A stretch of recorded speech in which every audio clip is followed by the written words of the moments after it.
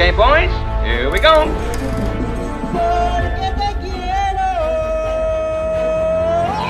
Halo guys, kembali lagi bersama Mimin di Celengan Film. Tak lupa Mimin selalu doain kalian semua dalam keadaan sehat dan bahagia ya.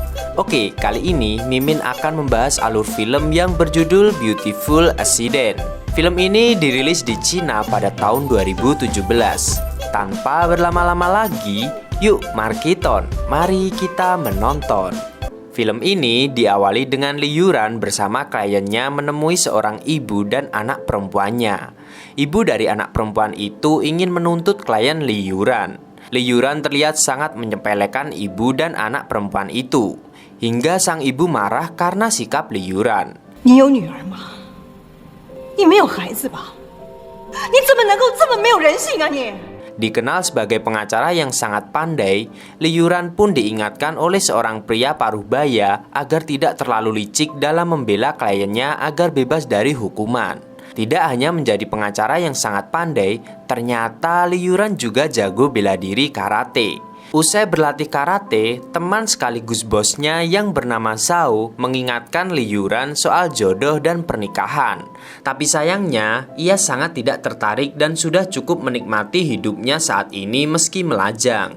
我现在这样真的挺好的，受不了你那些腻腻歪歪的糟心事儿。 Sesampainya di rumah saat beres-beres, Li Yuran menemukan kotak berisi surat dan foto ibunya. Kemudian di tengah hujan, Li Yuran pergi ke makam ibunya untuk berpamitan karena ia akan melanjutkan kuliahnya ke Jerman. Tak lupa, ia juga membawakan minuman kesukaan ibunya. Diketahui ternyata selama ini Li Yuran tidak pernah mengetahui seperti apa sosok ayahnya tersebut. Bahkan semasa hidupnya, ibunya pun juga tidak pernah menceritakan tentang ayah Li Yuran. Sepulang dari makam ibunya, Li Yuran mengalami kecelakaan. Ia menabrak sebuah truk besar berwarna putih. Kepalanya membentur kaca jendela mobilnya hingga tiba-tiba ia sudah berada di suatu tempat yang ternyata tempat itu adalah terminal nasib. Li Yuran yang bingung diminta untuk menemui bagian informasi. 有事问咨询台。 Kemudian seorang wanita berbaju merah membawa Li Yuran ke sebuah ruangan di mana di sana ia bertemu seorang pria berkumis yang merupakan supervisor terminal nasib. Pria itu lantas menjelaskan jika Li Yuran sudah mati karena mengalami kecelakaan. Li Yuran yang tidak percaya ngotot jika dirinya tidak boleh mati karena ia harus meneruskan kuliahnya di Jerman. Pria berkumis itu pun meminta Li Yuran mendengarkan penjelasan anak buahnya. Anak buah pria berkumis itu kemudian mencoba menjelaskan alasan kenapa Li Yuran mati lebih awal. Hal itu karena kesalahan data. Mereka pun berjanji akan mengembalikan Li Yuran ke dunia manusia tapi harus dengan prosedur yang sangat rumit. Li Yuran akan kembali hidup tapi harus menjadi wanita lain dalam waktu 1 minggu. Mendengar hal itu, Li Yuran tidak terima dan marah kepada pegawai terminal nasib. Pria berkumis kembali menjelaskan kepada Li Yuran jika ia tidak mau mengikuti prosedur yang rumit itu, maka dirinya tidak akan pernah kembali ke dunia manusia, apalagi ke Jerman untuk melanjutkan kuliahnya. Akhirnya Li Yuran setuju dan sepakat. Kemudian anak buah pria berkumis menyiapkan alat yang akan digunakan. Sebelumnya Li Yuran menanyakan apa pekerjaan wanita yang akan digantikan olehnya. Pria berkumis hanya menjawab pekerjaannya sangat penting. Kemudian ia diminta duduk dan menutup matanya. Selanjutnya alat dinyalakan dan tiba-tiba Li Yuran sudah berada di atas ranjang dengan seorang pria. Karena terkejut, ia pun keluar kamar dan mendapati seorang gadis muda sendirian di meja makan dan meminta uang saku padanya. Gadis itu pun memanggil Li Yuran dengan sebutan ibu. Masih bingung dan shock dengan kondisinya, tiba-tiba dari belakang seorang pria memanggilnya sayang dan minta sarapan.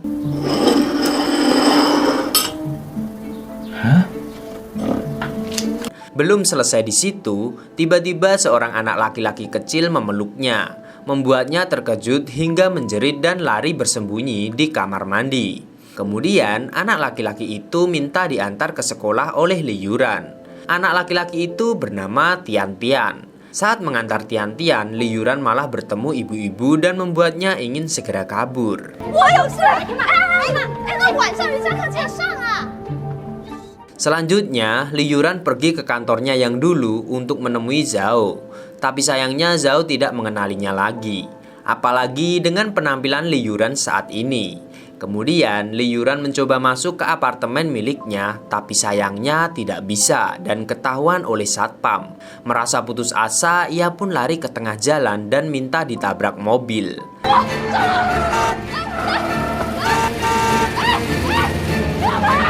Li Yuran pergi ke toilet untuk mencuci muka. Tiba-tiba pria berkumis yang bernama Direktur Li, pegawai terminal nasib, mengingatkan Li Yuran untuk tidak melakukan hal yang tidak biasa dilakukan oleh orang yang digantikannya. Li Yuran kemudian pergi ke supermarket, membeli seperti biasa dirinya berbelanja. Sayang uangnya kurang. Tiba-tiba telepon pun berdering. Seorang wanita mengabarkan jika bus sekolah sudah datang.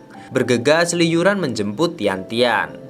Tian-Tian kecewa karena biasanya ibunya tidak pernah terlambat menjemputnya. Sesampainya di rumah, Tian-Tian minta dikeringkan rambutnya oleh Li Yuran. Tiba-tiba Tian-Tian mengatakan jika ia telah mengetahui semuanya.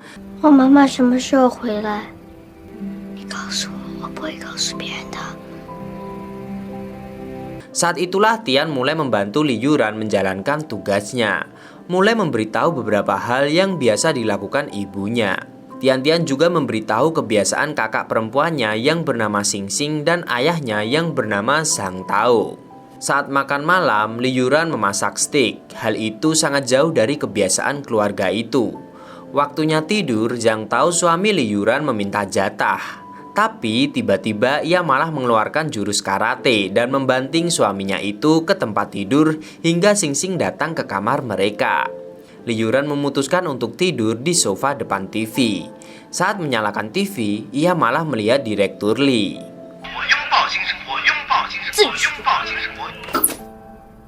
Keesokan harinya, Li Yuran kembali menjalankan perannya sebagai seorang ibu.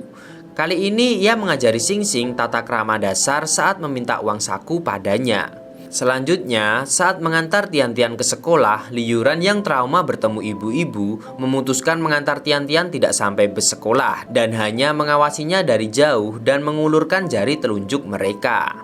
Sepertinya Li Yuran sudah mulai menikmati perannya sebagai seorang ibu.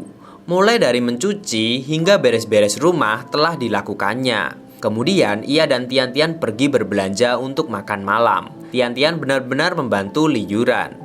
Saat akan makan malam, Zhang Tao terkejut karena Li Yuran membeli baju untuknya yang sangat mahal. Ia merasa Li Yuran tak seperti biasanya.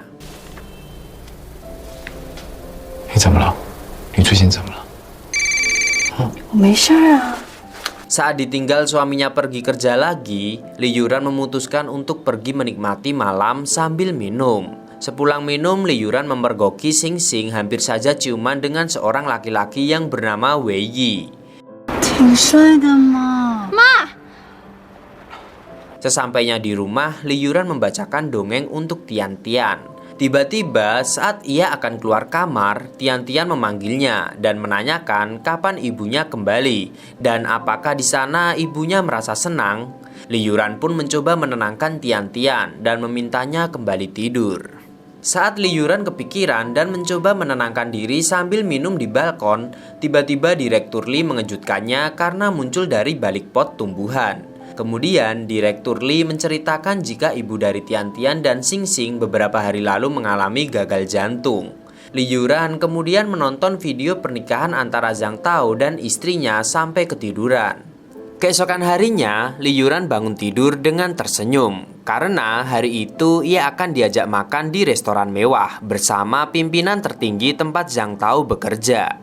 Saat acara berlangsung, Zhang Tao yang berniat memberitahukan pimpinan perusahaan tentang masalah besar justru dimarahi oleh kepala divisinya. Oh, 我知道了，你在我手底下做事委屈你了，是不是？没有就好。 Melihat hal itu, Li Yuran berniat membantu suaminya itu dengan menyapa pimpinan perusahaan. Gara-gara tingkahnya, usai acara, kepala divisi pun memarahi Zhang Tao. Li Yuran pun mencoba membela suaminya hingga mereka terlibat cekcok dengan kepala divisi. 我说你会不会说话？小心老子我撕烂你的嘴！你敢？你敢？ Selanjutnya, Li Yuran dan Zhang Tao pergi makan di kaki lima. Li Yuran mengajak suaminya itu untuk membicarakan soal cita-cita mereka berdua. Saat mereka pulang, mereka berdua pun langsung menuju kamar dan bermesraan. Tapi tiba-tiba terdengar suara barang jatuh. Hingga Zhang Tao pergi memastikan apa yang telah terjadi. Zhang Tao dan Li Yuran mendapati wajah putrinya lebam. Saat itu sambil meneteskan air mata, Li Yuran mencoba menanyakan apa yang terjadi pada Xing Xing. Ia pun mencoba menenangkan dan meyakinkan putrinya jika semuanya akan baik-baik saja. Keesokan harinya, Li Yuran dan Zhang Tao menemui pengacara keluarga Wei Yi. Karena Zhang Tao baru saja menghajar pria yang menganiaya putrinya. Li Yuran tampak emosional saat berbicara dengan pengacara Wei Yi. Tanpa disangka, pengacara itu mengatakan persis seperti saat ia menjadi pengacara dulu. Li Yuran sangat terpukul dan kini ia baru merasakan sebagai seorang ibu. Saat kembali ke ruangan, Li Yuran bersikap begitu santai dan pandai seperti saat ia menjadi pengacara. Bahkan Li Yuran tidak main-main. Ia akan menuntut dan melanjutkan kasus untuk menghukum Wei Yi. 说对不起，你放手啊你！说。 Sesampainya di rumah, ia langsung dipeluk oleh Tian Tian. Sedangkan Zhang Tao menenangkan Xing Xing. Selanjutnya, saat Xing Xing malu untuk pergi ke sekolah, Li Yuranlah yang mencoba meyakinkannya untuk tidak takut dan tetap pergi ke sekolah karena bukan dirinya yang bersalah dalam hal ini. Pagi itu terasa berbeda. Li Yuran bangun pagi memberikan bekal apel untuk suaminya, memberikan uang saku untuk Xing Xing dan mengantarkan Tian Tian ke sekolah dengan semangat. Tiba-tiba, Tian Tian tidak bisa melihat dan saat itu Li Yuran terlihat sangat khawatir mengetahui putranya tiba-tiba tidak bisa melihat. Ia pun langsung menggendong Tian Tian dan membawanya ke rumah sakit. Li Yuran kembali menemui kenyataan pahit jika putranya harus dioperasi. Akhirnya Tian Tian pun akan dioperasi. Sebelum masuk ruang operasi, ia sangat takut jika ditinggal ibunya kembali. Tapi saat itu Li Yuran memastikan bahwa ia akan menunggu putranya itu. Dengan setia, Li Yuran menunggui putranya. Keesokan harinya, saat Li Yuran akan pergi ke rumah sakit, Direktur Li sudah datang untuk menjemputnya kembali. Karena Li Yuran sudah berjanji pada Tian Tian jika ia akan ada di saat dirinya membuka mata, maka Li Yuran memohon pada Direktur Li untuk diberi waktu tambahan. Direktur Li mengingatkan jika waktunya hanya 1 jam, jika tidak ia tidak akan kembali lagi ke dunianya seperti semula. Li Yuran berlari kencang menuju rumah sakit. Saat sampai di rumah sakit, ia bertemu Xing Xing dan kemudian memeluk putrinya erat-erat. Saat tiba di kamar Tian Tian, suasana haru terjadi antara ibu dan anak.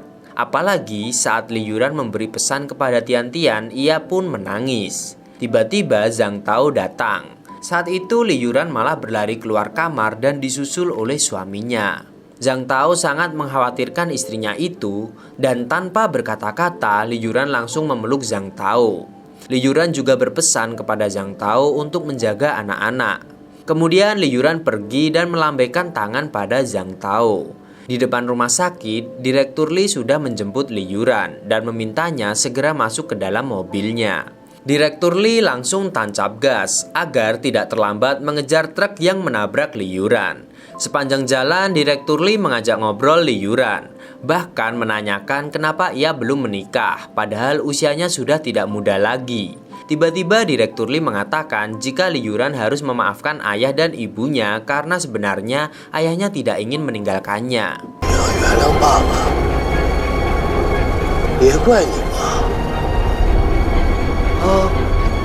Kejadian pun kembali saat Li Yuran mengalami kecelakaan. Ia terbaring kemudian siuman dari komanya tapi masih terlihat sangat lemas. Li Yuran bangun dari tempat tidur lalu berjalan mencari pasien yang bernama Zhang Tianze atau Tian Tian. Sayangnya, ia tak menemukan pasien itu. Sampai-sampai ia datang ke rumah Zhang Tao, tapi ia tidak menemukan keluarga Zhang Tao. Kemudian ia mencoba ke tempat ia biasa mengantar Tian-Tian sekolah dan bertanya pada ibu-ibu, tapi ibu-ibu itu malah takut. Bus sekolah pun datang, tapi Tian-Tian tidak ada. Sejak saat itu ia mulai sering melamun dan menjadi pendiam. Li Yuran kemudian menemui Jaksa Cui yang dulu pernah mengingatkannya untuk berhati-hati membela klien yang bersalah. Kali ini ia meminta tolong pada Jaksa Cui untuk membantu gadis yang sudah dilecehkan kliennya. Selanjutnya, saat di rumah bersama keponakannya, ia menemukan foto dirinya bersama ibu dan ayahnya. Dalam foto itu, ayahnya sangat mirip dengan Direktur Li. Li Yuran kemudian datang ke makam ibunya dan bersembayang meminta doa restu untuk penerbangannya ke Jerman.